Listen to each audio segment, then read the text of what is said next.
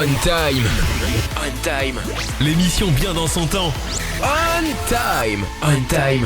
Mercredi 25 janvier 2023. Et nous sommes ici pour passer une très bonne soirée. Nous avons Aurel et Vinka. Bonne soirée Aurel, comment ça va? Bonsoir, comment ça va Pascal? Bonsoir Vinka. Coucou. Alors comment ça va? Bah ouais, plutôt bien, la forme. Semaine très chargée là niveau travail. J'arrête pas, mais ça fait du bien d'avoir une pause pour le coup avec On Time ce mercredi soir. Franchement, ça me fait bien plaisir de vous retrouver. Ah oui, tout à fait. Et Vinka, comment se passe ta semaine? Moi aussi, ça me fait très plaisir de vous voir. Je suis désolée, c'est une catastrophe. Je vais pousser au maximum, mais je pense que je peux pas faire beaucoup mieux. Donc ça fait quand même 2 jours et demi que je fais cours avec cette voix-là des élèves. Bon, lundi, il trouvait ça rigolo. Oui, lundi, il trouvait ça très rigolo, donc c'est un peu chiant. Mais à partir de mardi, ils ont commencé à avoir pitié de moi. Et je les ai eus aujourd'hui, j'avais un silence de mort. C'était très très agréable finalement. Donc je recommande Distinction de voix pour enseigner. Pense à toi quand même. Ah ouais, pour le coup, ouais. C'est quelque chose là. Eh bien, ça commence bien 2023. Plein de choses.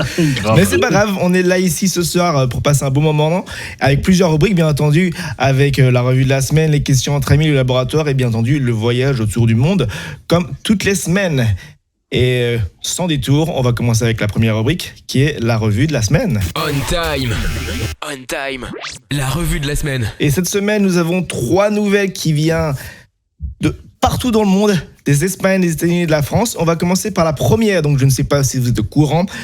Est-ce que vous connaissez un peu l'histoire qui est en ce moment entre Shakira et Gérard Piqué? Est-ce que vous connaissez?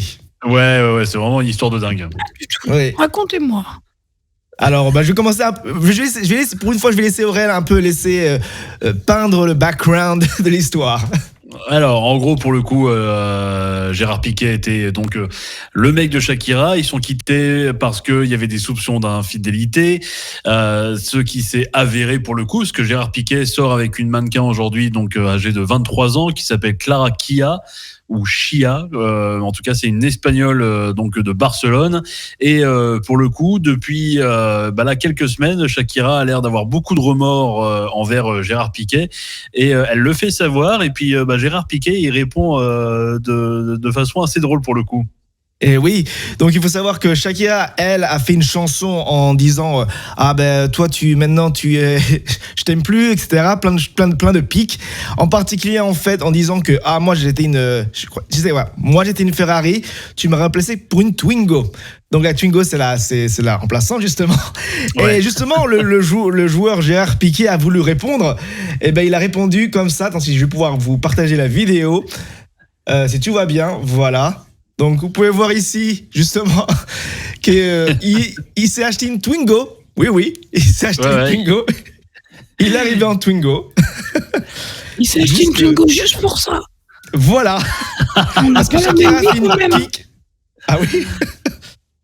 En même temps, on n'a pas le même salaire, pour le coup, entre Gérard Piqué et nous. Il gagne 800 fois plus que nous. Non, c'est clair, c'est très fait, finalement. Ah oui, c'est particulier. Donc il était content lui avec sa Twingo. et oui, donc voilà, c'est un clash qui, je pense, va continuer. C'est pas fini. Ah ouais, puis alors il y a aussi l'autre, parce qu'il y a eu plusieurs références, et il y a aussi tu avais une Rolex et tu as pris une Casio. Et pour le coup, vraiment très fort, c'est que Gérard Piqué, vraiment dans la vanne pour le coup, c'est que il a une société qui s'appelle Kings League, qui fait énormément en fait de stream sur internet. Enfin, c'est du e-sport sur internet. Et donc du coup, Casio a décidé en fait de sponsoriser la Kings League, la ligue de Gérard Piqué pour le coup. Et donc ils sont partenaires officiels. Donc c'est vraiment en fait un énorme coup de com finalement que Shakira a offert à Gérard Piqué sans trop le vouloir. Ouais. Mais aussi à Twingo, mais aussi du coup à Casio, c'est extraordinaire quand même. Moi, je découvre cette histoire comme une cruche, mais je trouve ça très très drôle. Renault et Casio, ils sont refaits. Là, pour le coup, il manquerait plus qu'il y ait une petite vanne, pour le coup, sur C9. On peut bien s'en sortir. Hein. Tu avais énergie, tu as choisi C9. Nous, ça nous fait une pub gratos. Ah ouais, carrément, là. C'est peut-être la prochaine musique. Peut-être la prochaine musique de Gérard Piqué qui va y aller parce que c'est une bagarre qui, je pense, n'est pas finie. Je pense que ça fait juste que commencer. Hein. C'est particulier. Mais bon, après, ils étaient ensemble pendant 12 ans, il faut savoir. Et je pense qu'ils ont eu 2 enfants. Donc, je sais pas comment ça se passe niveau famille. Ça va être particulier. Ça va être un petit peu tendu. Hein. Ouais, pour le coup, ça va être un petit peu chaud. Mais alors, je sais pas, toi, aux États-Unis, quelle est ta relation à ce prénom? Moi, je découvre cette affaire et je découvre que Shakira, qui a un très beau prénom, le son est super beau. Et elle était pendant 12 ans avec un homme qui s'appelle Gérard. Mais en français, il est français, ce monsieur. Non, il est espagnol, Gérard Piqué, ouais, pour le coup. Et c'est pour ça qu'ils s'entendaient bien. Ça sonne le Gérardo, quand même. Non? Ouais, Gérard Piqué et Shakira. C'est Gérard, enfin, Gérard, ouais, pour le coup. Ça sonne mieux que Gérard. Gérard et Shakira, on dirait une blague. En français. Oui. Quand on est français francophone, quoi. Ouais, mais le mec, finalement, il a pas le même nom, parce que, enfin, il a bien son prénom qui s'appelle Gérard, mais sauf que c'était un immense footballeur à Barcelone qui a fait, pour le coup, l'entièreté quasiment de sa carrière là-bas, et en fait, c'est une star quasiment internationale. C'est l'un des meilleurs amis de Messi. C'est vraiment en fait une icône pour le coup, vraiment mondiale. Il est très grand, il est quand même, il plaît quand même assez aux femmes, etc. Bref, ouais, pour le coup, c'est quand même un homme qui a réussi à faire oublier qu'il portait un prénom Gérard. Ouais, du coup, en tout cas, j'ai bien compris que je manquais de culture générale footballistique. Là, j'ai bien compris. Ah non, pas du tout. Non, c'est juste pour recentrer, parce que je pense que t'es pas la seule pour le coup. C'est pour resituer un petit peu près Gérard Piqué, parce que tout le monde quasiment connaît Shakira, mais c'est vrai que Gérard Piqué, c'est plus dans un milieu, là pour le coup sportif. C'est toujours bon de le rappeler pour le coup. Ah oui. Ah ben là, on va voir peut-être dans le prochain time, on va voir une nouvelle réplique. Mais bon, pour le moment, on est à l'épisode 1 et on va continuer avec notre prochaine actualité qui cette fois est à New York, aux États-Unis, avec une patinoire qui a été installée au 100e étage d'un gratte-ciel. Donc c'est assez haut, hein, c'est 335 mètres du sol. Donc faut pas avoir peur si vous avez déjà du mal à patiner sur une patinoire qui est vraiment plate. Essayez de pas tomber en haut, parce que si vous glissez du haut et que vous tombez là, ça risque d'être pas très cool, on va dire. Et donc il y a du DJ, il y a du champagne, c'est vraiment la fête en haut. Donc ça coûte entre 43 et 58 $, avec donc les patins, 30 minutes de glisse et les DJ. Donc je sais pas si c'est votre kiff, vous, d'aller faire du patinage très très haut, mais dites-moi si vous en pensez. Ça fait un petit prix, mais bon, à la limite, pour un rooftop, pour le coup, ou quand tu vois par exemple les prix en montagne, dans les Alpes et tout, ça me paraît pas trop déconnant. Juste à titre de comparaison, la Tour Eiffel, c'est à 300 mètres. Donc c'est quand même plus haut que la Tour Eiffel. Donc c'est juste pour situer pour les gens qui nous écoutent et qui nous regardent. Ah ouais. Mais moi, je suis très étonnée. Enfin, c'est toujours un délire que moi, j'ai du mal. Moi, récemment, cette semaine, j'ai vu des infos en France qui disaient qu'on était très, très fiers d'avoir réussi à mettre une serre et à chauffer l'eau des immeubles, et notamment des immeubles HLM, avec la serre. Et je constate qu'à l'opposé, il y a des gens qui mettent des patinoires qui payent. Vous payez ça 50 balles pour faire un tour de 30 minutes sur une patinoire. C'est stupéfiant, ce bas monde. Mais c'est pas grave. Ouais, mais il faut savoir que dans un sens inverse, c'est que nous, par contre, pour le coup, avec les expériences, en effet, t'as raison, il y a donc les nouveaux immeubles qui se chauffent eux-mêmes ou qui sont, pour le coup, on va dire quasiment énergiquement renouvelables, où en gros, ils produisent eux-mêmes leur électricité. C'est une invention française. Et ça, c'est des choses, des tours, etc., qu'on va revendre sûrement aux États-Unis d'ici 2, 3, 5 ans, 10 ans. Et ça, c'est une fierté française pour le coup, parce que ça a été développé par EDF, avec toutes leurs filiales, et premier immeuble à Strasbourg qui fonctionne plutôt très bien. Ils revendent même de l'électricité. En tout, le bâtiment revend 36% de l'électricité donc à la ville de Strasbourg. Donc franchement, non, c'est très bien. Mais toi, Pascal, t'as déjà bossé dans une grande tour pour le coup? Oui, plusieurs fois. Mais je sais pas, c'est pas, je sais pas, c'est juste long à monter chaque fois l'ascenseur. Ah, putain, et quand tu prends le déjeuner, c'est un peu embêtant, donc parfois tu prends juste ton déjeuner à la maison, tu prépares et tu manges à ton bureau. Parce que c'est compliqué avec le badge, les gens qui font la queue pour monter après, c'est c'est quelque chose. Et c'est pas comme la tour Montparnasse où c'est séparé, par exemple, entre les étages, où tu as des ascenseurs, par exemple, ils vont du 20 au 40, d'autres ascenseurs du 40 au 60. Si quand même. T'as quand même ça, tu as quand même ça, mais il faut savoir que quand tu vas genre en heure de pointe à midi ou le matin, parfois ça commence à faire un peu comme le métro et tu vas attendre dans une queue. Donc ça fait un petit moment. Donc oui, franchement, je suis content d'aujourd'hui de ne plus travailler dans un bureau et de travailler chez moi. C'est plus simple. Vachement plus simple. Mais à la Défense, la première fois que j'ai vécu ça, c'était atroce. Je l'ai fait qu'une fois dans ma vie. Mais quand tu imagines une gamine une jeune femme de 22 ans, toute mimi, qui va juste à son entretien pour son job d'été, qui passe tout bas, et puis qui va devant l'ascenseur comme une conne, comme elle a toujours fait devant tous les immeubles de la Terre. Et il se passe rien. Et là, il y a quelqu'un qui le regarde en disant, mais vous avez réservé votre ascenseur. Je dis, mais comment? Moi, je veux juste monter. Il dit, oui, il faut que vous réserviez le bon endroit, la bonne place, à l'avance. Je comprenais pas ce qui m'arrivait à l'époque. Maintenant, j'avais l'air vraiment très naïve. Ouais, il y a plein de systèmes. Il y a parfois des gens qui t'attendent, qui te disent, ah, vous montez au 20e, ils te mettent le 20 pour toi, etc. Ou parfois, c'est juste bloqué avec ton badge. Donc, tu peux aller juste dans ton étage. Dans ton étage. Ouais. Il y a plein de bordel du genre. Mais ouais. Et bon, c'est beaucoup de choses. Mais comme ici, apparemment, il n'y a plus personne qui vient au bureau. Donc, ils pensent à convertir les bureaux en appartements. Donc, peut-être, à voir. Donc, ce sera peut-être une prochaine actualité s'ils y arrivent. Ça sauvera les SDF. Oui. Il y aura beaucoup plus de logements en tout cas. Allez, sur On Time, on continue avec la France cette fois-ci. Et cette fois-ci, c'est quelque chose que je vais partager, que j'aime bien. Je ne sais pas si vous connaissez la série qui est sur Netflix qui s'appelle Stranger Things. Yes. Donc avec plein de gamins qui se battent contre les zombies. Et bien il faut savoir qu'ils font une expérience immersive. Et donc j'y ai participé à San Francisco. Donc c'est une expérience. En gros, vous avez une petite attraction au début avec des acteurs, vous jouez dedans. Et donc c'est très très sympa. Donc je vais peut-être vous montrer une petite vidéo de comment c'est. Donc c'est vraiment sympa. C'est que donc vous jouez un peu. Comme des acteurs en fait, et donc vous allez participer un peu comme dans la série.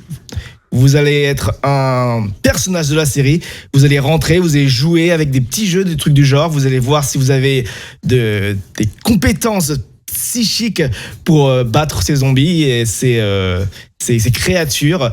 Et donc c'est très très sympa. Et pourquoi je vous le dis justement? Pourquoi? Parce que ça arrive à Paris. Ça arrive à Paris enfin, et donc ça arrive justement demain, ça ouvre les réservations, et donc si vous voulez y aller, allez-y, moi je vous y recommande, c'est très très intéressant, et donc voilà, donc si vous ne connaissez pas, allez-y.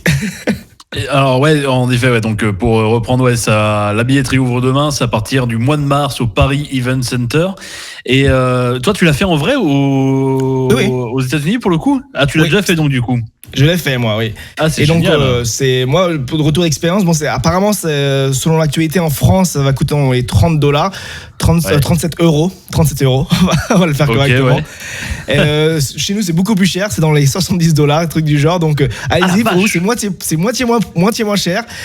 Et franchement, non, c'est cool. Si vous aimez bien la série, donc c'est en deux parties. Donc la première, c'est l'expérience avec les acteurs et vous êtes un acteur même du jeu, et après à la fin il y a une partie boutique, partie où vous prenez des glaces, etc. Mais c'est sympa, pour le prix de 30 euros pour 45 minutes, une heure de Stranger Things où vous êtes vraiment dans la série, ça vaut vraiment le coup, je trouve. C'est génial. J'aime beaucoup en ce moment. Oui, parce que moi j'aime beaucoup en ce moment le fait que, je sais pas si c'est un commentaire très audible, mais c'est un commentaire quand même. En ce moment, je trouve que, je sais pas si c'est nouveau, de plus en plus la série revient dans le réel. Enfin, il y a plein de, j'ai plein d'amis qui m'ont parlé de l'histoire de Friends qui est arrivée en France et qui a fait pas mal de bruit. Il y a ce genre d'événement-là.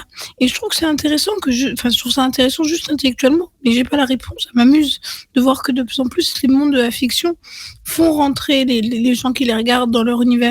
Je trouve ça amusant et intéressant intellectuellement de me dire qu'on peut rentrer dans une série qu'on aime beaucoup. Ça a toujours existé avec Disney et tout ça, mais là je trouve que c'est plus concret. Ah, mais clairement, moi, quand j'ai fait donc le Stranger Things Experience, c'était vraiment, je me sentais dans la série. Et donc c'est vraiment bien fait parce que c'est pas que je pense que si vous avez fait le Friends Experience, il est pas aussi bien le Friends parce que le Friends c'est juste vous prenez des photos du set qui a été reproduit, mais pour The Stranger Things Experience, c'est vraiment des acteurs qui vont jouer leur rôle comme dans une série et vous qui allez jouer aussi votre rôle en tant qu'acteur. Vous allez devoir faire attention, vous êtes le groupe A, vous allez devoir casser des canettes, etc. Bon, je ne veux pas trop spoiler si vous y allez, mais franchement, pour $30, vous y allez avec des amis, en soirée, ça vaut le coup, c'est sympa. Surtout si vous aimez la série. Il faut vraiment connaître la série, parce que sinon, si vous n'avez jamais vu la série, vous êtes un peu perdu. Perdu, ouais. Mais sinon, allez-y. Moi, j'ai bien aimé à San Francisco, donc ça arrive en France, profitez. C'est canon, ouais, franchement, ouais, pour le coup, il y a de plus en plus, ouais, comme ça d'expérience. Franchement, c'est top. Et puis on voit, les escape games en France, ça a décollé, mais en puissance x20 depuis quasiment 4 ans. Les expériences, on a de plus en plus pour le coup, parce que il va y avoir Stranger Things pour le coup au Paris Event Center, et il va en avoir 2 autres. Alors sur des choses un petit peu moins connues pour le coup, mais Stranger Things, oui, pour le coup, c'est vraiment l'énorme expérience qui va arriver au mois de mars. Donc ouais, non, c'est vraiment génial. Ouais, franchement top. Ouais. Est-ce que vous comptez bien Voilà, parce que c'est bien, c'est que moi je m'imaginais qu'est-ce que ce sera avec une série que je regarde beaucoup depuis tout le temps et que j'aimerais beaucoup. Et je me dis qu'une expérience avec Hercule Poirot, finalement, c'est juste à boire un thé anglais, quoi. C'est pas pareil dans l'immersion, tu vois. Ouais. C'est con. Ouais, c'est plus compliqué, mais moi c'est pareil, ouais, parce que moi je suis fan de Columbo. Alors donc du coup, ouais, bon, est-ce que du coup je peux caresser le chien de Columbo? Ouais, ou conduire sa vieille Peugeot. Et conduire en grosse, une belle voile, une bagnole pourrie. Remarque, je pourrais te prêter la mienne, ça te mettrait dans l'ambiance. Ah bah écoute, avec grand plaisir pour le coup. Parce que la dernière fois, j'ai mis un parka comme Columbo, sauf que je suis passé devant une école et on m'a arrêté. Donc on s'est dit, ouais. Est-ce que ce mec est un petit peu bizarre? Mais bon, tout va bien. Je suis sorti au bout de 4 heures de garde à vue. Très bien. Il ne faut pas aller par-dessus devant les écoles, surtout sans enfants. Oui, surtout sans enfants, c'est parti. Oui, mais c'est parce que peut-être que j'avais pas de pantalon aussi. J'avais piqué par-dessus, donc oui, ça a posé problème. Évitons les retours de beuverie devant les écoles sans pantalon par-dessus, finalement. C'est vrai. Ça risque justement d'avoir beaucoup de problèmes. Allez, sur On Time, on va continuer avec la prochaine rubrique, sans détour, avec les questions entre amis. On Time, les questions entre amis. Chaque semaine, on se pose des questions, et cette fois-ci, on se pose des questions existentielles. Et oui, des questions qui vont nous faire réfléchir sur le monde, sur nous, sur notre famille, sur nos amis, etc. Plein de choses. On va commencer par la première, avec sûrement quelque chose qui va être plus ou moins, on va dire, correct pour l'un d'entre nous, ou l'un d'entre nous, avec quelles sont les 3 valeurs que tu aimerais instituer à tes enfants. Donc on va commencer d'abord par Aurel, justement. Alors, on va dire le fait de rester humble dans tous les cas, de vraiment maîtriser ses émotions, etc. Enfin, vraiment, ouais, je trouve qu'il n'y a rien de mieux qu'une personne qui reste humble. De 2, s'il y a besoin, il y a toujours des prostituées quelque part. Et de 3, on y arrive toujours par le travail. Dans tous les cas, si tu es motivé par quelque chose que tu aimes et que tu bosses pour le faire et que tu crois à fond dans tes rêves, tu finis toujours par y arriver. Non, ça me paraît plutôt bien. Et toi, Vinka ? Alors, je réfléchissais, parce que c'est gentil de m'avoir laissé un peu de temps pour réfléchir, Pascal, parce que c'est une question compliquée. Et oui. Je me suis dit, la première chose que j'ai notée, c'est quelque chose qu'on m'a transmis, qui est très important pour moi, c'est le travail. C'est important de savoir pourquoi tu te lèves le matin et de trouver la chose qui fait que tu es heureux de te lever le matin. C'est pour ça que le travail, c'est important dans ma vie. Je pense aussi que c'est important pour la génération future d'avoir beaucoup d'espoir, parce que ça n'a pas l'air hyper fun. Donc l'espoir, c'est une valeur qui je pense qu'il peut pousser tous les matins aussi à être assez épanoui en disant ça va bien se passer, ça compte. Et je pense d'ailleurs, en parlant de l'espoir, est-ce que tu as espoir de récupérer ta voix un jour? C'est pas gentil de te foutre de ma gueule. Tous les élèves se foutent de moi, c'est atroce. Bien. Mais tu peux la faire comme ça, en chuchotant, mais c'est pas beaucoup mieux. Et donc, la troisième valeur importante pour moi, c'est la curiosité. Je pense que quand tu es curieux, ça t'amène à plein de choses et d'ailleurs, ça te permet aussi d'être épanoui au travail parce que tu vas voir un petit peu qu'est-ce qui se passe là, qu'est-ce qui se passe là. Ça permet plein de... Enfin voilà, la curiosité, c'est important pour moi. Et pour du coup, pour ce que je vais essayer de mettre dans la tête de mon fils. Et j'ai pas dit la littérature parce qu'on n'est pas tous obligés d'y être sensible. Et toi, Pascal? Moi, on va dire, mon premier, je pense, c'est l'honnêteté, être honnête envers les autres et envers soi-même aussi. Donc, c'est un peu le respect aussi, ça va ensemble. Et je veux dire aussi la passion, être passionné, ça va aussi avec le travail en fait. Quand on aime ce qu'on fait, quand on est passionné, bah ça va de soi. Donc c'est pour ça que moi si j'ai un enfant, ça va, j'allais dire si j'avais un enfant, bon j'ai un enfant, mais voilà, s'il a une passion, bah je pousserais à lui laisser la passion quoi. Je veux dire, t'es jeune, t'es passionné. Fais ce qui te passionne, fais ce que t'aimes, parce que si tu fais ce que t'aimes pas, au final, bah tu vas être malheureux. Et être malheureux, bah, c'est pas être heureux. Je sais, puis nous, on a de la chance parce qu'on est 3 personnes qui a poursuivi un peu ses rêves pour le coup. Oui, c'est ce que j'étais en train de dire. Ouais, on fait tous un métier où finalement on a toujours cru et finalement on fait à peu près quelque chose dans le domaine qui nous a toujours attirés et c'est le cas pour nous 3 pour le coup. Ouais. Ouais, mais enfin moi je sais que la valeur travail m'a été transmise par quelqu'un qui n'aimait pas forcément son travail au départ. Ma mère, elle a pris le premier concours qu'elle a réussi, elle l'a pris. Et après elle s'est épanouie mais elle s'est épanouie parce qu'elle avait le sens du fait que si tu fais bien ton travail, t'es bien. Et après ça lui a plu. Donc je me dis qu'il y a même des gens qui n'aiment pas trop leur boulot, s'ils se disent qu'en le faisant bien, je suis bien dans ma tête, peut-être que ça rend épanoui, ça aide à être épanoui. C'était le concours de mangeuse de merguez à la kermesse de Tremblay en France. Non. Ouais. Ça n'avait rien à voir, mais je sais pas, j'avais envie de J'avais envie de dire faire une merguez d'un coup, mais c'est bon, je veux bien comprendre. Voilà. Parce que j'ai mangé couscous samedi.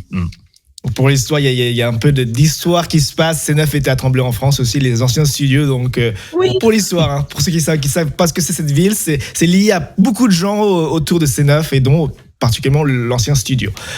On va continuer avec une prochaine question qui va encore nous poser des questions sur nous-mêmes, les questions existentielles. Avec si tu gagnais 1 million et que tu étais obligé de les donner à une association, laquelle choisirais-tu ? C'est quoi cet ascenseur émotionnel, Pascal ? Je gagne 1 million et en plus je dois le donner. Oui, c'est ça. Tu peux pas le garder. Tu dois le donner à une association. Parce que ce serait trop simple si c'était juste 1 million. Ce serait la question qu'on se pose toujours. Un truc très pluridisciplinaire. Même du coup, je me lasse. Un truc très large. Moi, je dis ça tout le temps à tous les gens qui me demandent des dons. Je donne toujours au truc le plus large possible. Parce que moi, j'ai travaillé dans plusieurs associations humanitaires, enfin plusieurs, moi une. Je travaillais à Caritas. Et Caritas, ils font l'alphabétisation, les vêtements, la nourriture. Et j'aime bien ces associations où finalement, tu as l'impression d'aider un peu partout. Mais c'est moi. Ouais. Ah non, mais ça va être particulier pour chacun. Et pour toi, Aurel, quelle association donnerais-tu ces 1 million ? Alors je donne déjà des trucs comme Caritas, j'ai donné il y a 3 ans. Il faut savoir que je change d'association quasiment tous les ans, histoire de changer un petit peu et puis de donner des causes qui me sont. J'hésiterais vraiment entre 3 trucs. Franchement, j'hésiterais entre la SPA. J'hésiterais entre les infirmières et soignantes, etc., qui morflent au travail. Et vraiment le truc que je pense qui me tiendrait plus à cœur, c'est sur tout ce qui est pouponnière. Aujourd'hui, c'est malheureux de savoir que les pouponnières n'ont qu'un budget de 20 € par exemple pour offrir un cadeau à un gamin à Noël, et encore si c'est pas 10, ça dépend des pouponnières, c'est une catastrophe. Et je donnerais ça juste pour des conditions d'accueil un petit peu plus nobles, parce que les personnes qui font ce travail-là essayent de faire de leur mieux chaque jour, et c'est pas facile dans les conditions dans lesquelles elles sont. Et puis de leur donner un petit peu d'espoir, le fait d'avoir du matériel qui peuvent s'en servir pour aider à grandir seul, etc., ou loin de ses parents, parce qu'il y en a qui sont arrachés à leur famille. Ça c'est le truc qui me tiendrait le plus à cœur pour le coup. D'accord. Non, oui, c'est vrai, c'est vraiment des causes qui nous tiennent tous, hein. C'est d'où la question. Moi, personnellement, j'aurais dit que ce serait... Comme toi, c'est dur de savoir à quelle donner une seule, tu vois. Une seule, c'est très compliqué. Ouais, c'est pas facile, ouais. Ouais. Non, moi, ce serait plus genre pour soit dans l'environnement, soit dans la cause animale, ou soit dans la cause des enfants. Donc pour aider les enfants qui sont en besoin d'aide, même des enfants dans la guerre. Donc c'est vraiment les trois. Je sais pas, franchement, moi c'est la question que j'ai choisi la question, mais je ne suis pas sûr moi-même d'en trouver une. C'est très compliqué. Donc moi ce serait les trois. Ouais. Moi encore. Pour le coup, si Valérie Pécresse n'avait pas remboursé ses frais de campagne, pour le coup, vu qu'elle était endettée de 5 millions, je lui aurais donné 1 million. Là, pour le coup, ça aurait été preuve de bonne foi. Que tu es généreux. Rien à foutre du reste du monde. Hein. Alors là, juste à Pécresse.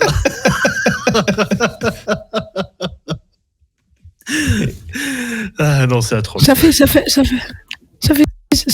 1 minute que j'essaie de faire scène avec les doigts, mais je me dis que finalement, je n'aimerais peut-être pas tout à une association humanitaire, mais j'en garde quelques pourcentages pour C9 quand même. Ah oui. C'est vrai que tiens, nous sommes personne une n'a pensé à association C9. Oui, c'est vrai. On pourrait faire une radio de dingue, etc. et tout, mais non, on donne 1 million à des gens qui le méritent. Ouais, franchement, zut. C'est là où on voit que C9, on pense aux autres plus qu'on pense à nous. C'est beau. Franchement, c'est noble de notre part. C'est vrai. Et justement, on va passer maintenant à une prochaine question. Quel est le plus gros problème de notre monde moderne ? À ton avis, Aurel ? Quel est un problème de ce monde moderne ? Ah oui, c'est des questions existentielles, comme j'ai dit. L'égoïsme. Le fait que, il y a encore, heureusement qu'il y a des situations où il y a des gens qui se partagent ou qui vont s'entraider, etc. Mais par exemple, quand on voit l'égoïsme dans les grandes villes, où c'est-à-dire le nombre d'incivilités, quelles qu'ils soient, sont nombreuses. Ça c'est, je trouve le plus gros problème aujourd'hui de la société pour le coup. On n'est plus trop capable de se réunir. Ouais. Ah, c'est compliqué, chacun dans son coin. Ah, Parce que je suis tout à fait d'accord avec lui. Je trouve que à n'importe quelle échelle, à partir du moment où on ouvre un tout petit peu sa porte à l'autre, on grandit. Et on grandit du point de vue humain, du point de vue aussi sociétal, et que ce soit à notre échelle d'individu ou à l'échelle d'une grande entreprise, à partir du moment où on arrête de penser qu'à sa gueule et à son propre profit, on s'améliore. Voilà, et toi, Pascal, tu as le droit aussi de dire l'égoïsme si tu veux, puisqu'il a dit. Non, je vais dire quelque chose de différent au lieu de l'égoïste, en vrai.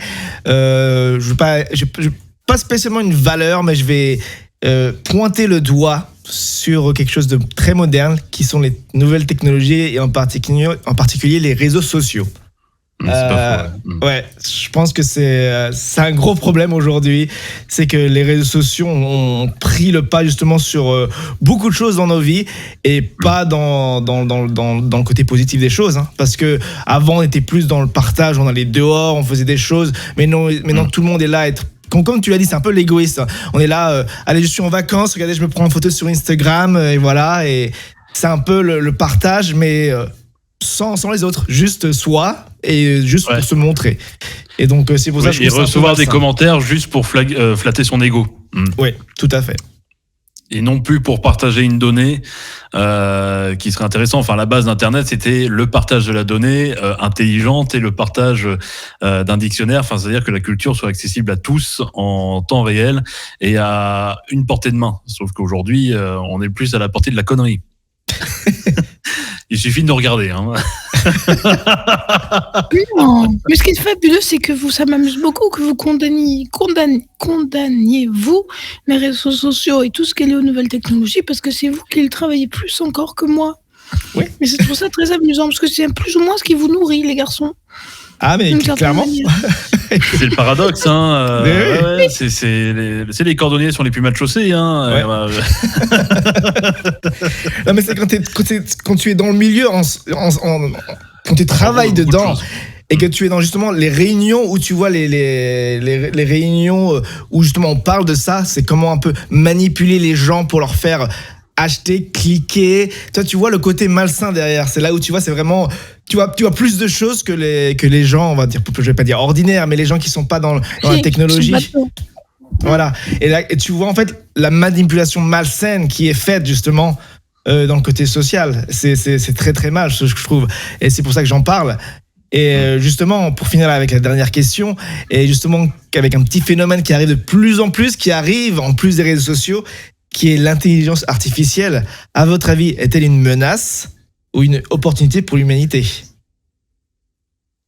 Je laisse Vinka répondre en premier. Oui, parce que c'est facile. Voilà. Mais alors, moi, je trouve ça fascinant. Je trouve que ça peut permettre vraiment à un individu de... Aujourd'hui, ce que ChatGPT, on en parle beaucoup, on va pas en reparler peut-être maintenant. Moi, j'y crois beaucoup, mais en même temps, je peux pas répondre menace ou espoir, parce que je sais pas encore. Mais je me dis que ça peut être une solution pour plein de choses.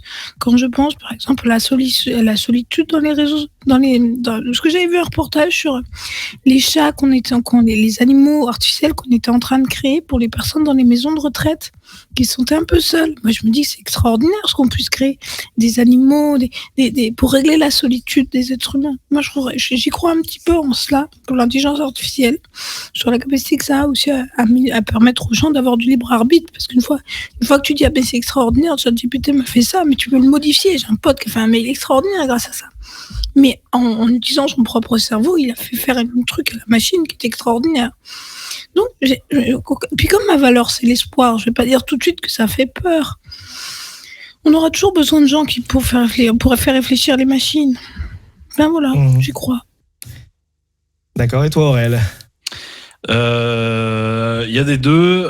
Je pense que c'est plus une menace pour beaucoup d'emplois. Que ce soit en graphisme, que ce soit pour beaucoup de métiers du digital, etc. Le côté création aussi, je trouve qu'il va vachement morfler. On peut reparler de ChatGPT par exemple, mais oui. Quand tu sais que tu peux télécharger un e-book, le copier, de demander à ChatGPT, fais-moi un résumé du livre suivant, 2 petits points, tu mets tout le livre en entier, il te fait un résumé que tu peux rendre à ta prof et que tu reçois 18 sur 20, je me dis putain mec, le mec s'est même pas fait chier à lire le livre, il s'est fait un résumé en 3 minutes avec ChatGPT. Donc c'est ça, en fait, qui me dérange déjà. Ça existait déjà. Mais pas aussi bien que ChatGPT. Ouais, là c'est vraiment violent quand même. Là, oui, ChatGPT, on passe un cap là quand même. Hein. Et c'est oui.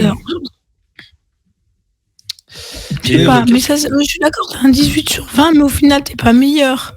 Si on considère que la note, si c'est la note qui fait l'individu, oui, d'accord, on va se faire niquer par les machines, mais c'est pas la note qui fait l'individu. Le mec, quand on lui demandera d'en parler, son résumé, il saura rien en faire, mais ça restera un individu stupide, donc ça changera rien qui est intelligence artificielle ou non.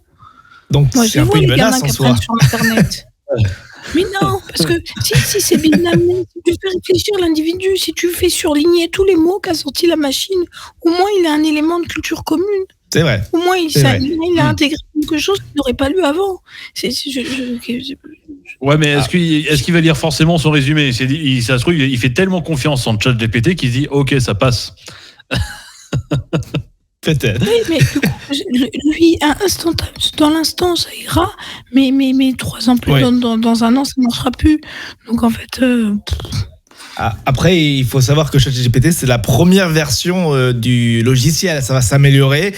Ouais, et Microsoft a d'ailleurs investi 1,5 milliard de dollars dedans. Ouais, donc, c'est là où c'est flippant parce qu'il s'arrête, en gros, la base de données s'arrête à 2021, c'est ça pour ChatGPT. Oui. 2021 ou 2022, je sais plus, mais c'est quand même flippant. Et même sur les trucs actuels, il réussit à trouver des trucs. Il y a des gens qui cherchent à piéger ChatGPT pour le coup.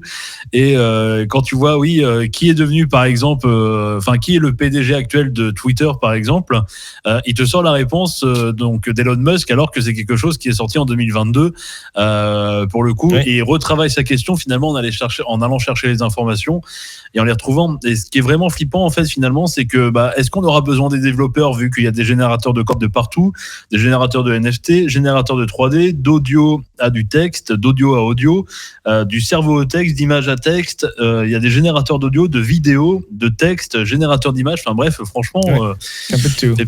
Ça fait peur pour les métiers. Moi, je pense que je vais aller devenir agriculteur. Ah c'est pour ça, si tu deviens boulanger, c'est plus dur. À manger.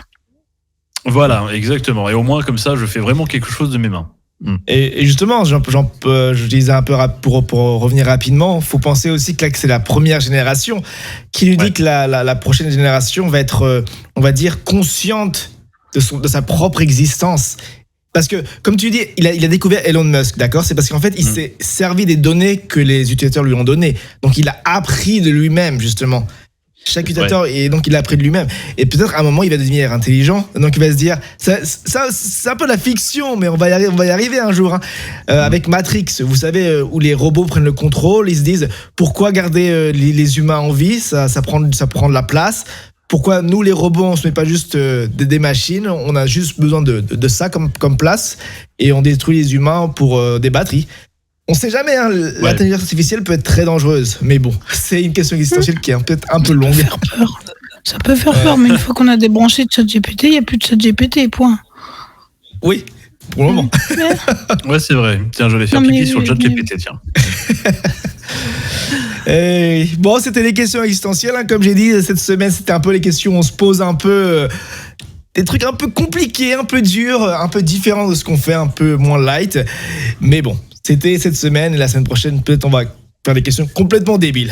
Ça va peut-être nous détendre. Allez, sur On Time, on va continuer avec la prochaine rubrique.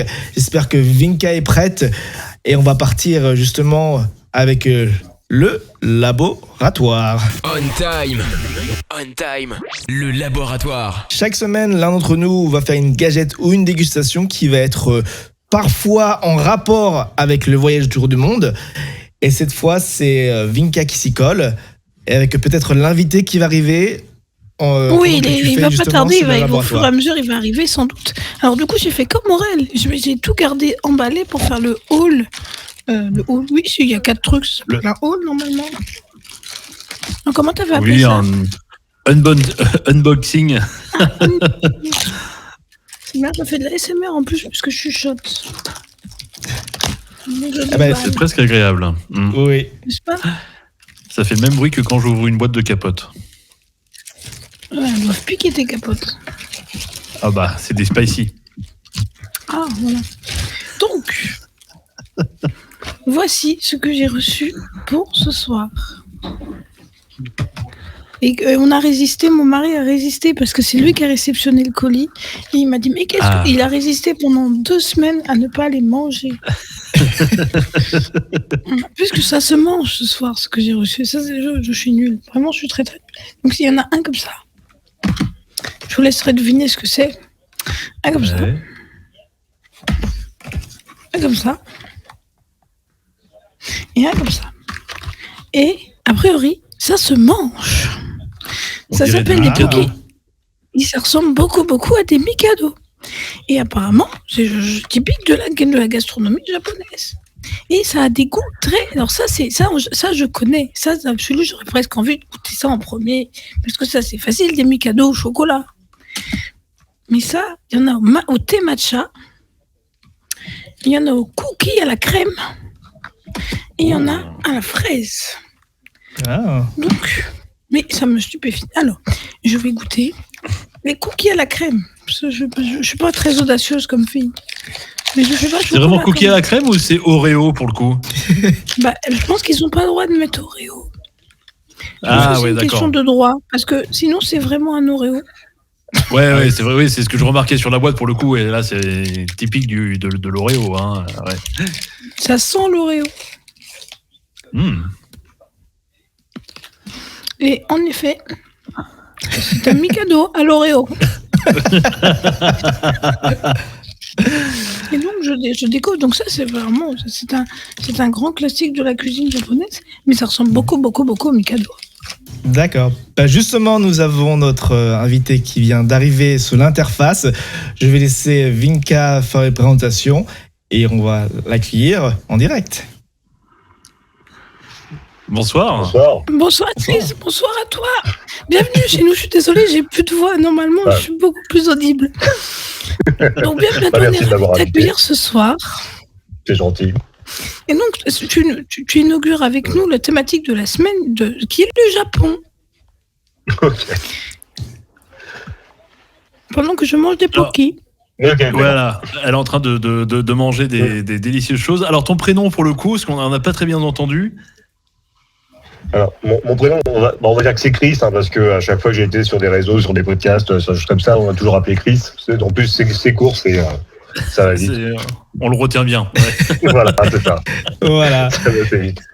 Et donc, nous sommes en plein dans la rubrique donc, du laboratoire. Et donc, on teste chaque semaine des dégustations. Cette fois-ci, Vinka s'y colle avec justement le Poki. Est-ce que pour toi, c'est quelque chose qui se trouve au Japon, qui est typique japonais ou... Oui, parce que en fait, nous, on avait le Poki donc de la marque Guliko. C'est une confiserie japonaise, mais qui existe depuis des années au Japon. Et nous, en fait, en France, on l'avait sous le nom Mikado. Et on l'avait sous le nom Mikado, et en France on a eu très très très longtemps, en fait je sais même pas si ça a changé, uniquement la version chocolat au lait, en fait, très basique, très à la limite très triste, en fait, parce que quand on commençait à fréquenter un petit peu les ne serait-ce qu'en France, les boutiques d'import, épiceries japonaises d'import, en fait on s'apercevait qu'ils en avaient à la fraise, qu'ils en avaient au matcha, au thé vert japonais. D'ailleurs au Japon, quoi qu'il existe, il y a une version au matcha, de toute façon, quoi qu'il arrive. Donc voilà. Et en fait ils avaient des goûts de dingue, tout ça, des machins avec des espèces de petites pépites de noisettes dessus, etc. Et nous, on avait chocolat au lait, c'est tout. Donc oui, c'est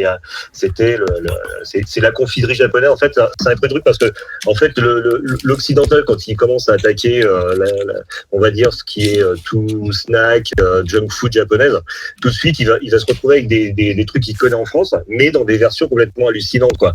Parce qu'il y a les Mikado comme ça, de plein de goûts différents. Il y a les Kit Kat, mais les Kit Kat plein de goûts différents, ça va d'une variété de fruits pas possible, toujours au matcha aussi, voilà, les Kit Kat et une multitude de sodas en fait au Japon avec des goûts complètement improbables. Voilà, et le Poki fait partie de ces incontournables, on va dire. Par contre, j'ai le droit de dire que c'est pas très bon. En même temps, voilà, c'est des Mikado gras sucrés avec plein de goûts improbables, mais ça reste du Mikado, quoi. Voilà, c'est-à-dire que c'est hyper fadasse, quoi. C'est l'impression de manger un bâton sucré, quoi. Ouais, voilà. Bon, après, voilà, c'est vrai que je sais pas sur quoi t'as attaqué, mais si t'as attaqué celui effectivement à l'Oreo, bon, ça reste de l'Oreo, quoi. Oui, ouais. C'est ça, mais pour ça. Donc, tu auras peut-être plus de subtilité sur celui à la fraise ou sur celui au matcha, justement, parce que les Japonais étant très fiers du matcha, ils font mettre toujours beaucoup de soin dans leur reproduction au matcha. Non. C'est ça que tu me dis, c'est ça. Donc, je goûte celui au matcha. Ça a coupé. Je dis donc, je goûte celui au matcha ce soir. Faut goûter celui au matcha. Très bien, je On time. Le voyage autour du monde. Ah, c'est génial. Chris, pour le coup, on va te laisser te présenter en quelques mots pour le coup. Écoute, alors je tiens à préciser que en fait j'étais en train de végéter, en train de m'endormir cet après-midi, et j'ai une gars qui dit tu veux passer une 21h pour parler du Japon. Donc j'ai rien préparé, j'arrive complètement à l'arrache, que les choses soient claires. Parfait.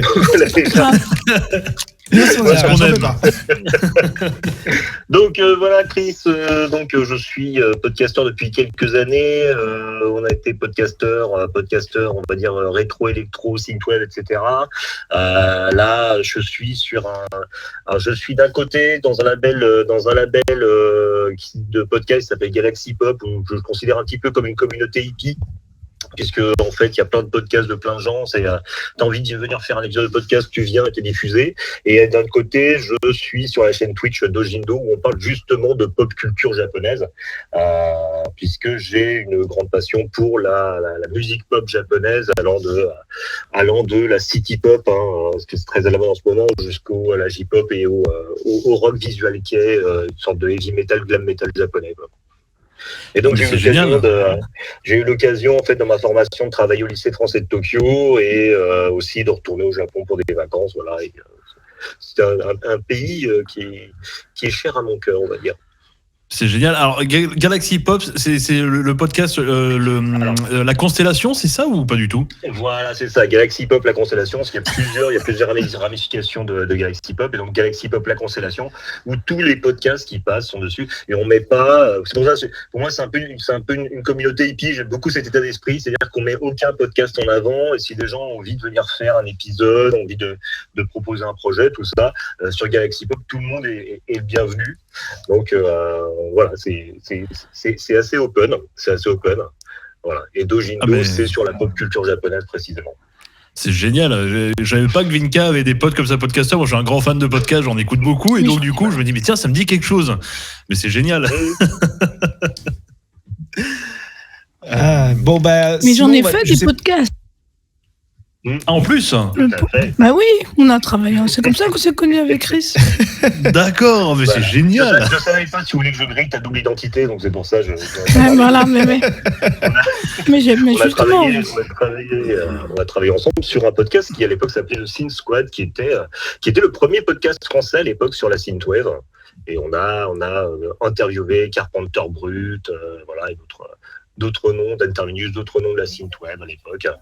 Voilà. Donc c'est mon secret dévoilé. Voilà. Et donc, je vais poser une question qui est dans la liste que Aurel m'a bien envoyée. Mais toi, pour la présentation, donc, tu n'es pas né au Japon, quoi. C'est juste une. Non. Ça a été une passion qui m'a pris au tout début des années 90. Je suis vieux. Donc, au tout début des années 90, en fait, je suis tombé sur une radio qui diffusait c'est en 91 par là, 90-91 par là, une radio qui diffusait des génériques d'animation japonais, mais en japonais. Et c'est là que je suis tombé, en fait, au-delà du côté animation que je trouvais fun, hein, mais c'était pas un tout pour moi. C'est là que je suis tombé sur des génériques et donc par extension des groupes musicaux japonais qui m'ont plu et du coup ça m'a amené à faire des études de japonais, etc. Donc après j'ai pris un travail sérieux, mais quand même j'ai réussi à pouvoir justement faire une formation professionnelle au Japon, au lycée franco-japonais de Tokyo, etc. Donc voilà, mais non, en fait je suis pas né au Japon, mais bon, j'étais très attaché, très dès que j'avais 15-16 ans, j'étais très attaché à ce pays, quoi. Tu n'y es pas né, mais tu l'as adopté finalement. Voilà, c'est ça. C'était une adoption de cœur début des années 90. Et t'es resté de quand à quand, du coup, au Japon, pour le coup? Je suis pas resté longtemps. En fait, j'ai beaucoup fréquenté, parce que d'un côté, j'ai fait Langzhou, l'INALCO, l'Institut national de langue civilisation orientale, et j'ai beaucoup fréquenté, on va dire, le milieu franco-japonais de Paris. D'ailleurs, c'est là-bas que j'ai rencontré ma femme, qui n'est pas non plus japonaise d'ailleurs, mais c'est là-bas que j'ai rencontré ma femme. Et donc voilà. Et donc ensuite, comme ce que je disais à Vinka tout à l'heure, faut pas s'attendre à ce que je sois un expat. Hein. J'ai une formation de cadre éducatif, donc l'un des modules, c'était faire une semaine dans un autre lycée. Et comme j'avais fait des études de japonais à l'INALCO, j'ai fait tiens, je vais tenter le coup, je vais passer une semaine d'observation au lycée français de Tokyo. Voilà, je fais un truc un peu très très très soporifique sur le fonctionnement d'un lycée français à l'étranger, etc. Voilà. Donc voilà, mais ça m'avait permis d'accéder au Japon et aussi d'y aller pour une raison. Et ensuite, j'étais retourné pour des vacances scolaires, donc pas très longtemps non plus. Et voilà, mais et je suis surtout resté du côté de Tokyo, Yokohama, parce que moi, ce qui me fascinait, en fait, c'était vraiment le côté mégalopole, en fait. J'ai rien contre le Japon, contre le Japon entre guillemets traditionnel. Mais c'était vraiment le côté grande ville, mégalopole, voilà. Et oui, et effectivement, la première fois que j'ai mis les pieds là-bas et le premier soir où je suis arrivé là-bas, j'ai eu l'impression d'être Harrison Ford dans Blade Runner, quoi. Donc c'était vraiment ce que je recherchais. Justement, tu parles de mégalopole. Donc, est-ce que ça a été, même pour quand toi tu es arrivé, est-ce que pour l'adaptation en tant que Français, est-ce que ça a été compliqué d'arriver d'adapter, même pour quelques jours, quand tu vois, tout est énorme, tout est différent. Comment ça s'est passé pour toi? Alors, il y a deux choses. La première, c'est que bien qu'étant entre guillemets à distance, familier de la culture japonaise, parce que fréquentant des japonais dans le milieu franco-japonais de Paris, à l'INALCO, tout ça, bien qu'étant un petit peu, je restais humble, familier de la culture japonaise, j'ai eu l'impression de tomber dans un monde parallèle. C'est plein de trucs pareils, mais complètement différents. Le choc culturel, j'ai mis 3 jours à l'encaisser. Voilà. Mais c'est marrant parce qu'il y a plein de trucs qui ressemblent vachement à la France, mais en fait, tu t'aperçois que c'est complètement différent. Et donc, il y a ça déjà, parce que les guichets dans le métro, c'était pas pareil. Les lignes de métro, en fait, elles donnent la station vers laquelle ça va, mais en fait, c'est pas la prochaine station. Il y a des stations de métro circulaires, il y a plusieurs compagnies de métro, ce qui fait que c'est pas. Là, je donne que l'exemple du métro, mais il y a plein d'autres trucs comme ça où en fait, ça ressemble vachement à la France, mais en fait, ça marche pas du tout pareil. Donc, il y a vraiment un moment d'adaptation. Et à côté de ça, donc le côté mégalopole, etc., j'étais un papillon de nuit, quoi. C'est complètement attiré par la lumière. Et voilà, tous ces grands immeubles avec les écrans géants, sachant que quand j'y suis allé, c'était en 2006, on n'avait pas encore de grands écrans comme on peut voir maintenant à Paris. Enfin, il y a quand même plus de grands écrans à Paris maintenant. Mais là, il y en avait à l'époque, il n'y en avait quasiment pas à Paris. Et en voir autant sur les façades d'immeubles avec des, on va dire entre guillemets, ces grosses télés géantes, j'étais complètement fasciné. Et en plus, c'est donc moi j'étais à Tokyo dans le quartier populaire de Sakusa. C'est une ville qui ne dort jamais. Je veux dire qu'en plus, quand on arrive, alors le truc, c'est quand on arrive au Japon avec le décalage horaire, la nuit on dort pas, quoi. Donc, et je me baladais les premiers soirs dans les rues de Tokyo, mais il y a tout le temps des gens, tout le temps des commerces ouverts. Je m'étais fait attaquer par un moustique, j'avais trouvé une pharmacie ouverte à 3h du matin, et voilà, c'est une ville qui dort jamais, et c'est un côté complètement fascinant, quoi. Et du coup, ce serait ça ton plus gros choc quand t'es arrivé là-bas? C'est ce côté mégalopole qui ne s'arrête jamais par rapport à ce qu'on connaît? C'est pas le... Non, c'est le côté monde parallèle, en fait. Je l'appelle un peu comme ça. C'est le côté plein de choses qui ressemblent à ce qu'on trouve à Paris et en France, mais qui fonctionnent différemment et qui est différent. Et voilà, c'est plus ça. Le côté mégalopole, je m'y attendais, on va dire, et j'étais heureux de le voir en vrai. Mais c'est plus les 3 jours d'adaptation au choc culturel là-bas qui m'a le plus qui m'a le plus choqué, quoi. C'est voilà, plein de petites choses. En plus, comme le premier que j'ai fait, en fait, comme le premier voyage que j'ai fait, comme en plus c'était une formation, c'était lors de ma formation professionnelle, c'est-à-dire que j'ai pris le métro le matin avec à l'heure de pointe, avec les salarymen, en fait, avec les gens qui allaient au travail au Japon, quoi. C'est-à-dire que j'étais complètement dedans, quoi. Et je cherchais tout le temps à éviter là où il y avait justement des occidentaux pour complètement me perdre dans la foule. En fait, j'avais pas envie de voir d'occidentaux, je voulais vraiment être dans des coins où il y avait que des japonais, quoi. J'avais vraiment envie de m'insérer là-dedans. Et pour le coup, là, tu parles de métro. Alors déjà, est-ce que c'est plus propre qu'en France? Et de deux, est-ce qu'il y a vraiment la file d'attente dans le métro japonais ou pas? Alors, ça a été le contre-choc culturel quand je suis revenu à Paris, ça. Le métro, tu manges par terre. En même temps, le métro, tu manges par terre, mais en même temps, moi, j'ai vu un mec de l'entretien avec 4 pattes en train de gratter un chewing-gum qui était par terre, quoi. C'était oui. Non, ça, et les gens sont speed mais pas agressifs. Oui, aussi ça qui m'a choqué, le nombre d'agressivité des gens au métro, quoi. Les gens speed mais pas agressifs, c'est voilà. Et puis à un moment, t'es fier, c'est-à-dire que quand tu débarques là-bas, bon, bah, t'as ton portefeuille, ton téléphone, tout ça, tu le gardes bien sur toi, et à la fin, t'es content quand t'es bien intégré, c'est-à-dire que quand tu laisses ton téléphone et ton porte-monnaie sur la table pendant que tu vas aux toilettes, après que tu reviens à ta table de café, quoi. Ouais, il y est toujours. Ouais, pour le coup, tu t'es vraiment senti en sécurité totale au Japon, voilà, quoi. Et t'es content, c'est quoi, c'est t'as intégré une partie du truc, quoi. Et toi, quand tu étais au Japon, qu'est-ce qui t'a manqué, on va dire, par rapport en France, par exemple, je sais pas, le manque du métro dégueulasse. Parce que Chris, pour le coup, il faut savoir, c'est que Pascal, il vit à San Francisco, donc lui, il y a plein de trucs qui le manquent en France depuis des années. Ouais, en même temps, voilà, bon, j'y suis pas resté assez longtemps. Pour qu'il y ait des choses qui me manquent vraiment. Comme je dis, j'y suis allé juste pour une formation et ensuite pour les vacances, donc je suis pas vraiment resté longtemps. Donc il n'y a pas eu le temps de me manquer des choses, surtout que moi j'avais un temps défini où je savais que je rentrais en France.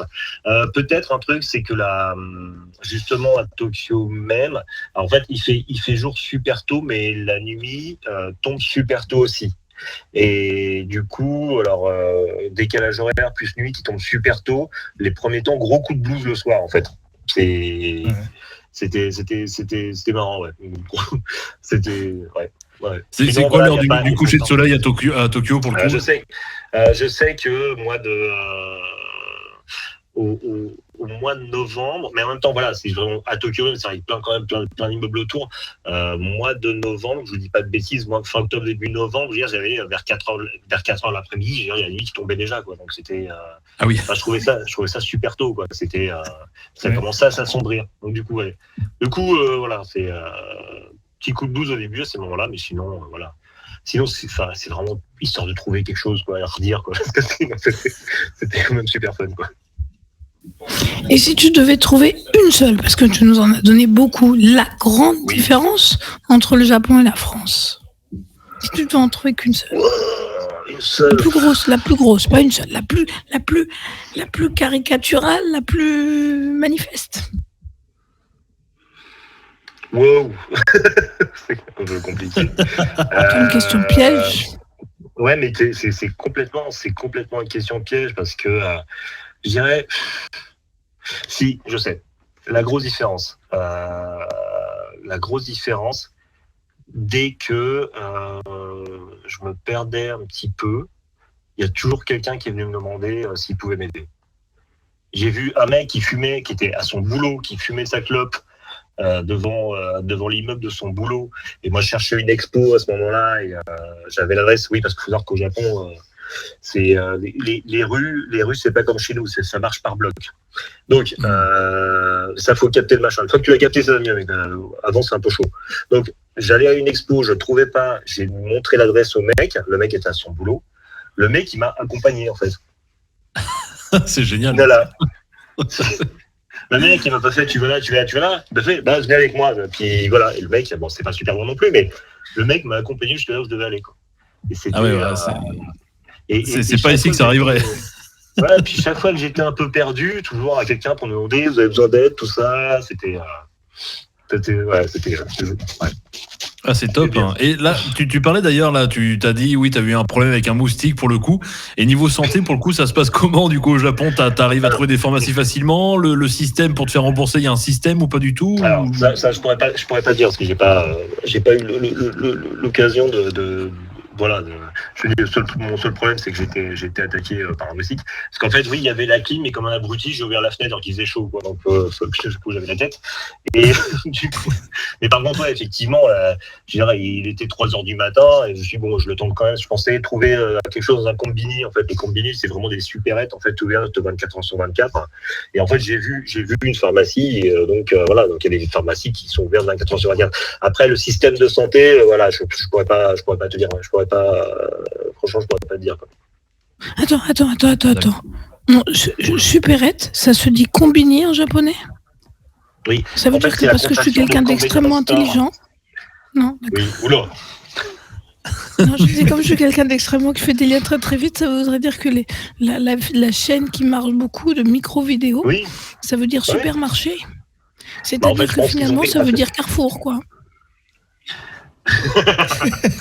En fait, je pense que toute personne qui va au Japon, on va dire, surtout voilà, qui n'est pas habitué à avoir des magasins ouverts 24h/24, c'est un truc qui est vraiment, voilà, c'est une des images du Japon, c'est le combini, quoi, le convenience store. Cette supérette où tu vas trouver du magazine à la soupe chaude en hiver avec les onigiri, des choses comme ça, voilà, qui te vend un peu tout ce dont tu as besoin concrètement.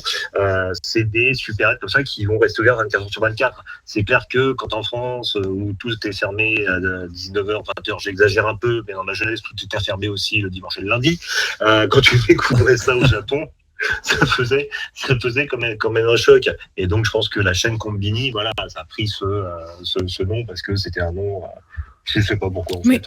Mais les Japonais doivent se de notre gueule quand même. Oui, mais voilà. Mais les Japonais doivent se profondément de notre gueule. Non, parce que. Si, quand même, on a une chaîne YouTube. Parce que... Oui, d'accord.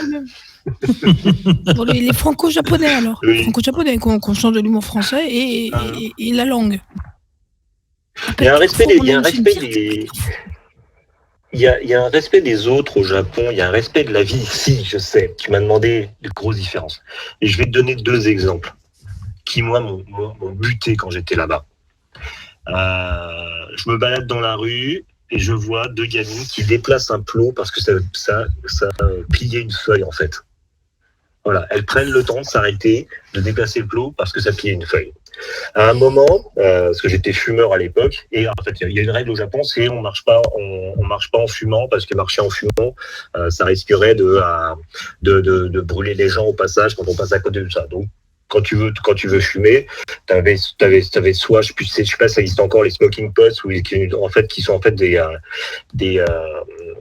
des grandes boîtes à air conditionné, très clean, tout ça, où tu t'arrêtes pour fumer, ou alors tu t'assois dans un coin pour fumer. Je me suis assis devant un combini, et l'architecture, enfin les rues, l'architecture japonaise étant Tokyo étant complètement chaotique, en fait, tu as des immeubles et tu as des tout petits, c'est même pas des rues, parce que tu peux pas y rentrer, toi, en tant qu'être humain, des creux entre immeubles. Et donc, tu avais le combini en face duquel j'étais en train de fumer, et entre le combini et l'immeuble d'à côté, un petit creux avec des chatons.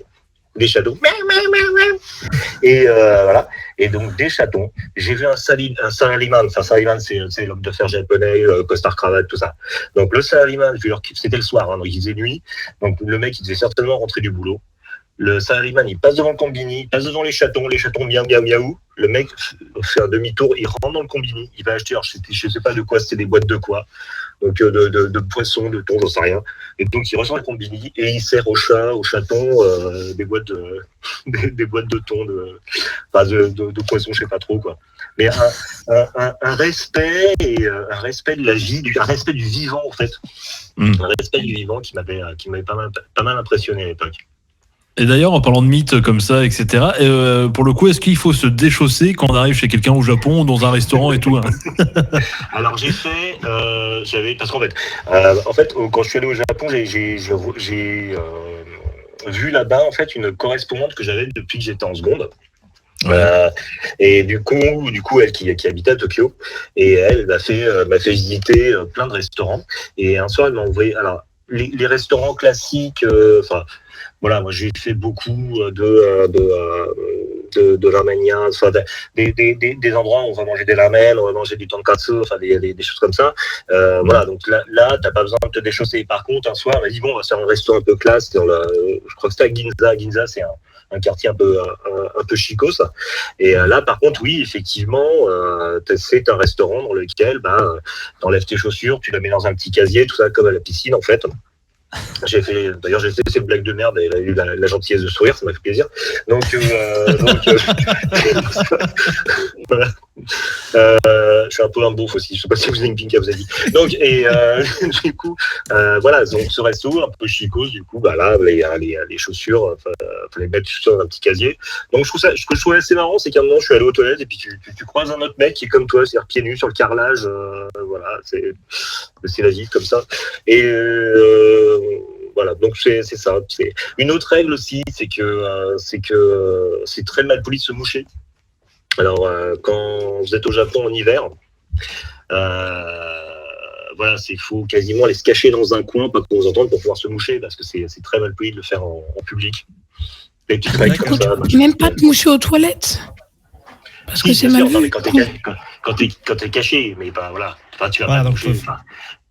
Voilà. Faut se cacher. Voilà, dans les toilettes, bien caché derrière. Voilà. Et justement, quand on va continuer dans les questions un peu, les idées reçues, est-ce que c'est vraiment interdit d'enlacer ou d'embrasser quelqu'un dans la rue au Japon? Alors, c'est vrai qu'au niveau des couples, le daito à la japonaise,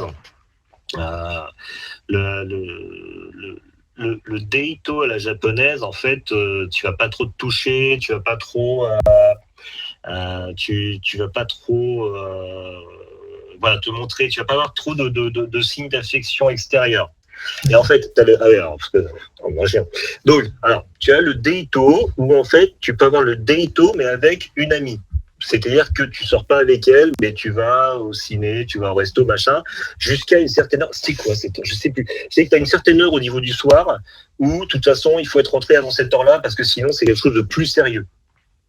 Voilà. C'est hyper précis quand même. Beaucoup trop de cadres. C'est très organisé comme société. Voilà, il y a ça. Après, voilà, par contre, oui, c'est vrai que j'ai pas vu trop de couples s'enlacer, à l'exception des couples mixtes. Alors, tu as le quartier de Roppongi, qui est le quartier, en fait, à une grosse communauté américaine. Et c'est là où j'ai vu justement des couples mixtes, une japonaise, un occidental, etc., voilà, qui, eux, se tenaient la main, etc. Mais ils se le permettaient parce que c'était un couple mixte. Voilà. D'accord. Ça fait du sens, en soi. Ah, c'est ça. Voilà. Oui, et donc, tu nous as dit, du coup, sur les questions de la relation à autrui, mais quand tu rencontres quelqu'un, encore un cliché, une idée reçue qu'on a, est-ce qu'on doit s'incliner comme dans Taxi ou pas?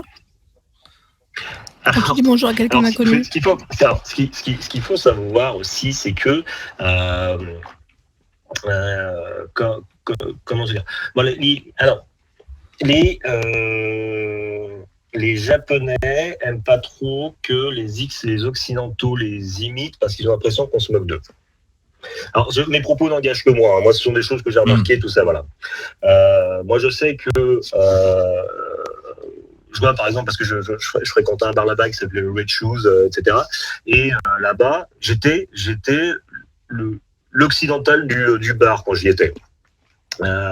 C'est-à-dire que je pense aussi qu'on m'excusait plein de choses parce que j'étais qu'un pauvre occidental, hein, je pouvais pas tout savoir, donc ça m'arrangeait aussi. Et je sais que je faisais mon occidental tout en restant respectueux. Je faisais mon occidental tout en restant respectueux. Du coup, j'étais apprécié pour ça. Et du coup, moi, c'était assez marrant parce que c'est une société où il n'y a pas trop de contact physique. Et du coup, c'est une société qui boit aussi énormément à partir d'une certaine heure. J'ai rarement vu autant de mecs bourrés dans la rue. C'est un truc de malade, quoi. Ils se torchent la gueule, mais c'est un truc en plus qui n'aiment pas l'alcool, c'est un truc de malade. Donc voilà. Et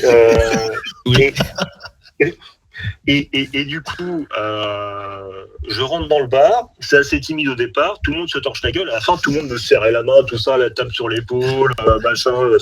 Voilà. Et je pense qu'il se permettait aussi justement d'être assez tactile parce que j'étais un occidental. Parce que voilà. Donc il y a des choses qui se font pas par convention, qui se faisaient pas. Comme je l'ai dit, hein, c'était vers 2006, donc je sais pas comment ça a évolué. Mais il y a des choses qui se faisaient pas par convention à ce moment-là, et des choses qui se permettaient avec moi parce que j'étais un occidental, quoi. Moi, j'ai eu le cas dans un contexte professionnel pour le coup. C'était au JO au Brésil. Il y avait une entreprise japonaise, Panasonic pour ne pas la citer, qui nous offrait donc le restaurant pour le coup à toute l'équipe qui travaillait. Et donc eux mangeaient d'un côté dans une salle un petit peu privée et nous on était tous ensemble. Et à la fin, en gros, ils nous rejoignaient pour le dessert.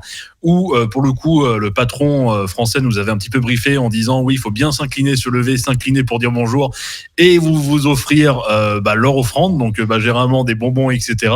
On est tombé sur des bonbons, moi encore salés. J'ai eu un collègue qui est parti avec une chiasse virulente aux toilettes au bout de 3 minutes.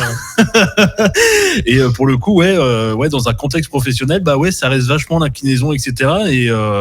Et c'est assez perturbant pour le coup. Et toi, dans des situations comme ça, t'as déjà eu des offrandes. Enfin, est-ce que le terme d'offrande ou n'importe, ça se fait vachement encore?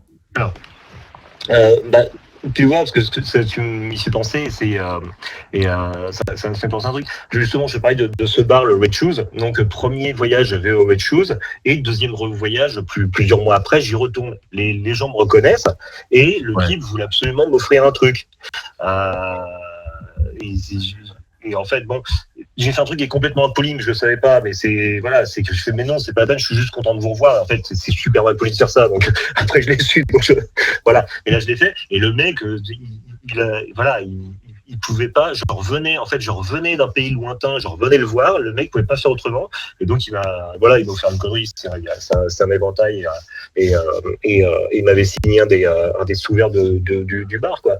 Mais voilà, parce que c'est conventionnel. C'est-à-dire que voilà, je le connais. Je pars dans un pays lointain. Je reviens. Le mec m'offre un truc parce que voilà. En plus, c'est voilà. Et je sentais que le mec il tenait parce que voilà, c'était pour lui justement, c'était sa façon d'être poli, quoi, de m'offrir quelque chose. Alors, petite transition. Moi j'habite aux États-Unis en ce moment. Et ici, il y a vraiment une culture de fou sur le pourboire. Ici, tu donnes pour le pourboire, c'est mal vu. Si tu donnes pas assez de pourboire ici, on te regarde très mal. Oui. Mais au Japon, apparemment, est-ce que c'est très mal vu de laisser un pourboire au Japon? Non, mais déjà, rien que le fait de dire merci au serveur qui te sert un truc, déjà, il me regardait bizarrement. Ah oui. Voilà. Ah oui. Non, voilà. C'est-à-dire que voilà, dans un resto, voilà, dans un resto, le contexte bar est encore un peu différent, c'est plus chaleureux. Mais dans un resto où et après j'ai vu les autres, et effectivement j'étais le seul qui remerciait le serveur quand il venait m'apporter mon plat. Et parce que la personne en fait elle est payée pour ça. En gros il voit pas pourquoi je le remercierais et qu'il est payé pour ça. Et du coup moi je remercie les mecs qui avaient un petit ton de voilà. Bon, après qu'on voyait que j'étais un occidental, du coup j'avais plus rien à sauver quoi. Mais du coup, le fait de dire merci à un serveur, c'est pas une question de, c'est pas le bon mot, pas le mot hiérarchie, mais c'est pas une question de moi en tant que client, en France, c'est un peu ça. Moi, en tant que client, je donne à boire à celui qui a daigné me servir, parce que le pauvre serveur, il faut le nourrir. Enfin, moi, j'ai toujours l'impression que c'est un peu ça, la façon dont on donne à pourboire. Mais c'est pas une question du coup de hiérarchie, c'est une question de je suis payé pour ça, c'est normal que je le fasse. C'est plutôt dans cet esprit-là. Oui, c'est ça. C'était voilà. Mais comme je dis, là c'était dans un serveur dans une chaîne de resto quoi. Voilà. Et puis bon, c'était. Après, comme je te dis, dans le bar, la relation avec les barman, le barmaid est différent quoi. Mais c'est voilà, là je sais que c'était voilà, donc le pourboire, je n'en ai même pas entendu parler, et en tout cas de toute façon, même quand je disais merci, c'était déjà bizarrement perçu. D'accord. Ouais, donc c'est les deux extrêmes, parce que oui, les États-Unis c'est vraiment l'autre extrême. Les États-Unis tu donnes 15%, ils sont pas quand tu m'as donné que 15%, c'est quoi ce bordel? Tu donnes un pourcentage. Les merci, ils veulent pas, ils veulent que tu donnes 15%. Mais voilà quoi, je préfère le Japon sur ce coup-là. Ouais. Autre petite idée reçue qu'on a, c'est le côté justement réception de cadeaux. Et est-il vrai qu'il est mal vu quand on reçoit quelque chose de le prendre qu'à une main? Il faudrait 2 mains pour le prendre. Ah, toute une. Oui, non, mais il y a. Est-ce que tu l'as vécu? Est-ce que quand on t'a donné ton sous-boc, t'as dû il y a plein de choses qui sont extrêmement. Ouais, il y a plein de choses plein de gestuels aussi. Mais des gestuels qui sont aussi vraiment dans l'habitude, quoi. Et. Comment dire, c'est comme quand je donne la carte, ou il y a plein de choses qui rentrent carrément dans l'habitude des gens. C'est quand voilà, il y a une fois j'ai pris une cigarette dans un bar à hôtesse, il y avait un mec qui à 2 mains voilà, me présentait le briquet pour allumer ma cigarette quoi. C'est voilà, c'est des. Je pense que ça fait aussi pas mal partie des conventions, des habitudes, des choses comme ça. Après, comme je te dis, il y a beaucoup de choses qu'on pardonne aux gaijins parce qu'ils n'ont pas les codes et ils le savent. De toute façon, en même temps, je ne sais plus qui est-ce qui disait ça, parce que je regarde parfois soit des chaînes YouTube, soit des gens qui parlent Japon. Comme ils disent, quand il y a des Japonais qui se méfient, qui n'aiment pas trop, qui ont peur des gaijins, en fait, des étrangers, c'est parce qu'on pour eux, comme il y a plein de choses qui sont très codées chez eux, l'occidental, enfin le non-japonais a un côté complètement imprévisible qui les met soit mal à l'aise, soit qui les inquiète parfois. Donc voilà. Donc oui, effectivement, parfois, c'est pas parce que un japonais va t'offrir un cadeau à 2 mains que tu vas le prendre à une main. Le japonais va pas t'en vouloir parce que les japonais savent très bien qu'on n'a pas forcément leur code en fait. Donc pour eux c'est vrai, mais pas pour l'expat, quoi. Pas pour l'étranger. Ouais, voilà, c'est ça. Voilà, c'est ça. Mais c'est encore vrai. En théorie, ce sera encore vrai aujourd'hui. Bah, je te dis, moi, j'ai fait quelques exemples où, voilà, effectivement, quand on me donnait une carte c'est une grande culture de la carte professionnelle, comment on appelle, de carte, je sais plus, carte de visite, voilà. Il y a une grande culture, il y avait encore à cette époque-là une grande culture de la carte de visite. Et effectivement, la carte de visite, ça se donne à 2 mains, ça s'étudie consciencieusement avant d'être rangé. Voilà, c'est prendre la carte de visite comme ça, la ranger tout de suite, tu ne me considères pas, tu ne considères pas mon travail, quoi. Voilà, donc il y avait tout un rituel comme ça sur la carte de visite où il fallait la regarder attentivement, avec le petit signe de tête qui va bien pour dire que voilà, on prend conscience qu'on a des limites après ça là. Ah ouais, si. Et voilà, maintenant c'est des et faut savoir que c'est une culture en fait. Je suis pas du tout spécialiste, hein, je vous dis, c'est uniquement mes impressions, mes ressentis, mes observations. Bien sûr. Pour avoir justement fait du japonais et justement m'être pris la tête sur l'écriture des kanji, donc les idéogrammes. où chaque trait doit aller dans tel sens, dans tel ordre, avec une certaine petite remontée qui étaient à la base des remontées, des remontées de signes, qui étaient à la base des remontées de signes naturelles avec le pinceau, mais qui là doivent être reproduites. On est sur des gens qui, dès leur plus jeune âge, ont l'habitude de faire des choses dans un certain ordre, ne serait-ce qu'au niveau de leur écriture. Et ensuite, il y a plein de choses qui sont, ce qui fait que dans leur culture, dans leur vie professionnelle, il y a plein de choses qui doivent se faire dans tel ordre, de telle manière, avec tel gestuelle. Parce que ça fait partie de leur culture et ça fait partie de leur éducation, de leur culture professionnelle. J'ai les policiers au Japon qui faisaient les rondes du soir. Moi, j'avais remarqué qu'ils passaient leur lampe torche d'une manière très particulière dans l'encadrement des portes et toujours dans le même sens. Les conducteurs de train, de banlieue, de métro, quand ils passaient une station, ils faisaient un certain geste de la main quand ils passaient la station. Quand j'ai demandé à mon amie japonaise ce que ça signifiait, elle m'a dit qu'elle n'avait jamais remarqué, mais en même temps, ça ne m'étonne pas parce que ça fait partie de son quotidien. Donc, je pense que tout est... Il y a une culture, justement, de la gestuelle qui vient de leur éducation, qui vient de cette culture, justement, de l'idéogramme qui est fait dans un certain sens et dans un certain ordre. Mais c'est mon avis, je me plante complètement, mais c'est l'impression que j'ai. Non, mais c'est très, très intéressant tout ça. Mais oui, mais merci en tout cas d'être venu. Chris, c'était super intéressant. Ouais. Et du coup, on est resté bouche bée parce qu'on t'écoutait parler, on y était pour le coup. C'est gentil. On va pas te cacher que tous là, on aimerait bien visiter le Japon aussi, tu vois.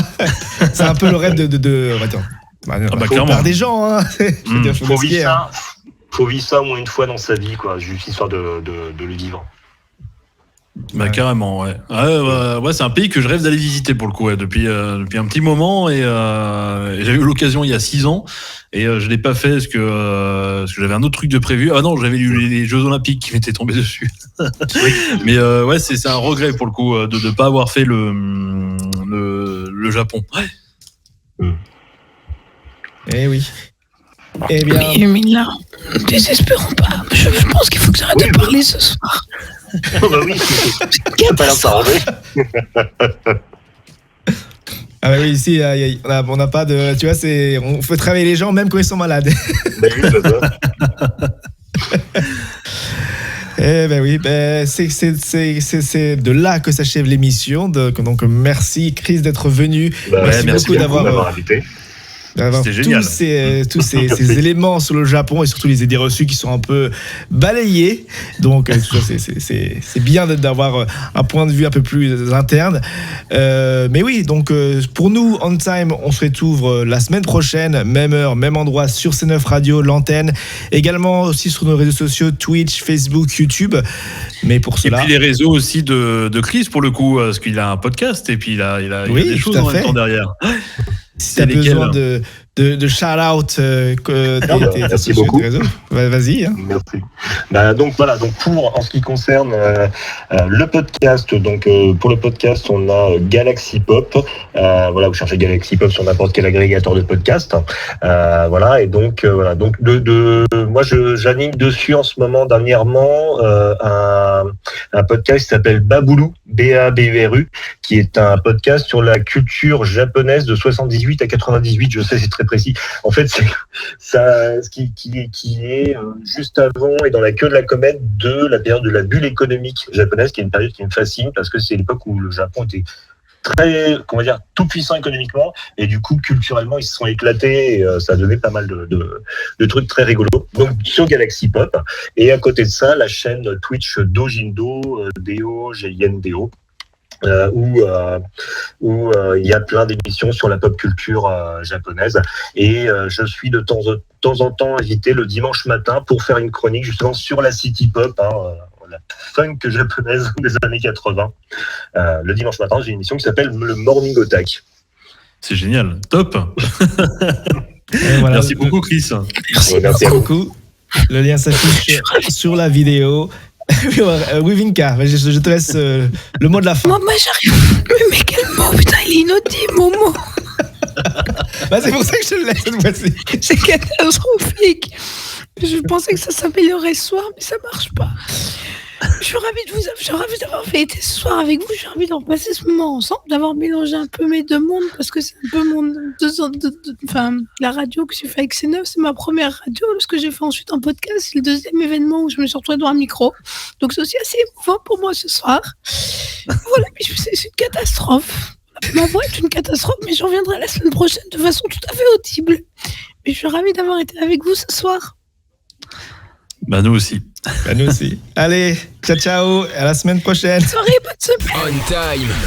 On Time avec Aurel, Pascal et Vinka. On Time.